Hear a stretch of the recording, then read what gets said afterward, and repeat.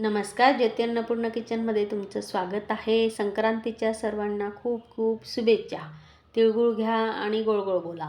आज संक्रांतीनिमित्त मी घरात मस्त पुरणपोळ्या बनवून घेतल्या. तर अशा मऊ लुसलुशीत पुरणपोळ्या बनवल्या तर 3 ते 4 दिवस देखील चांगल्या राहतात. आणि घरातच आज देवघरात नैवेद्य दाखवला.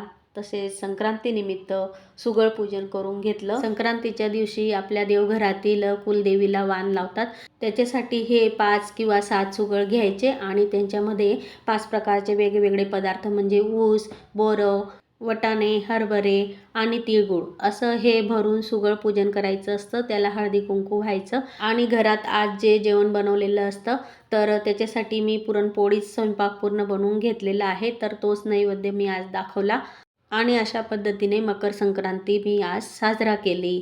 तुम्हाला हा व्हिडिओ कसा वाटला मला नक्की कळवा आणि जास्तीत जास्त लाईक शेअर चॅनलला सबस्क्राईब करा. पुन्हा भेटू नवीन रेसिपीसह. धन्यवाद.